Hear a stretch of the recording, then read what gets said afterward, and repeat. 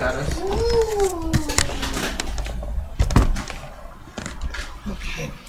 So if you looked on my my iPod or looked at the types of music that that I like to listen to, you'd see that there's a lot of different styles of music.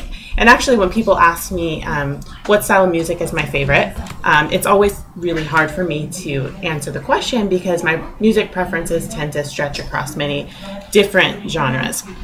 But there is one aspect to music that's my favorite, just one specific aspect, and that would have to be lyrics that really mean something. You know, I tend to lean towards music that inspires its listeners to either take action or to think deeply. And for this reason, John Foreman would have to be one of my favorite artists right now. John Foreman is the lead singer of the band Switchfoot and also a band called Fiction Family. He has also been a very successful solo artist and has produced 2 great solo albums on his own. John was raised in San Diego and is actually the son of a pastor. Now, the creativity that John brings to the music business really sets him apart from a lot of artists that are popular right now. Actually, I don't know if it's so much just creativity as much as it is really digging deep and writing with thoughtfulness and the kind of inspiration that can only come from being in a relationship with God. The words that he writes produce inspiration, deep thought, and a desire to be a better person. And I often listen to the lyrics and get the feeling that I want to have a part in changing the world. The song Restless that he wrote is a great example of his talent with words. The song begins with these lyrics. It says, "I am the sea on a moonless night, calling, falling, slipping tides. I am the leaky, dripping pipes, the endless aching drops of light. I am the raindrops falling down, always longing for the deeper ground. I am the broken, breaking seas, even my blood finds ways to bleed." John's been quoted as saying that the song Restless is the story of his life, that it's a story of him being thirsty, reaching, and yearning for more. And along with the music itself being great on this song, you just can't help but to be dazzled by the words that read more poetically than as song lyrics. You know, John does not only write songs, but he also has had his hand in writing books and contributing to blog posts. A series of writings on HuffingtonPost.com really solidified his status as one of my favorite modern writers. He has a great command of words, and you can just tell that the things that he says that he's writing aren't just written in hopes that he'll become more popular, but are really a way to reach out to the world and to cause people to think. In John's writing, he's inspired by literary geniuses such as T.S. Eliot and C.S. Lewis. And for me, when I see his lyrics or read blog posts, I often feel like I'm reading a piece of literature. The son of a pastor, John is a devoted follower of Jesus and is not afraid to make it known in his work. Some of my favorite songs or writings from John involving him challenging Christianity with questions that make us wonder if we're really portraying Jesus in the way that he would want us to.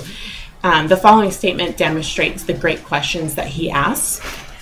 He says, "I think a lot of times the Christianity we have today, the Christendom as Kierkegaard would call it, is not very reflective of Christ.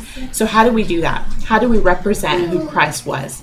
It's a great question. And he said that on landofbrokenhearts.org. John does not label his music as Christian, and this is done in an effort to avoid boxing himself into a specific type of music. And I tend to agree with this decision. You know, to do so would really limit the amount of influence he's able to have on as many people as possible. The question that has to be asked is, can an artist sing about God without his or her music having to be labeled? For me, God is bigger than genres. John Foreman has achieved this well with his many songs that point to God. The song White as Snow on one of his solo albums is pretty much a prayer to God and a plea for forgiveness. There are many other great examples of this throughout his music. And the best thing about John as an artist is that he's not just singing about changing the world, he's actually having his hand in doing just that. And as a supporter of worthy causes such as Better Life Foundation and Habitat for Humanity, John's making an effort to do his part in making the world a better place. Each year, John's band Switchfoot puts on an annual free concert in San Diego, and the concert is part of a surfing competition that's put on to raise money for a children's foundation called Stand Up for Kids. It's a common thing for public figures to support charities to improve their public personas, but with the heart that it seems that John has, a heart that seeks to glorify God with his actions, I'm sure that any charity John supports has nothing to do with any attempts at gaining good publicity, but has everything to do with putting his faith into action. In a world that tends to celebrate excess and celebrity, is more likely to prefer songs that do a better job of making the world a worse place than making it a better one, it's refreshing to experience a true artist like John Foreman. It'd be nice to see more musicians like John, be the ones who grace the cover of magazines and dominate the televisions. Musicians that contribute to the world in a positive way, glorify God, and inspire their fans to be better people. Now, John is clearly a front runner in this movement, and for this reason, I pay tribute to him. I end with a quote by him.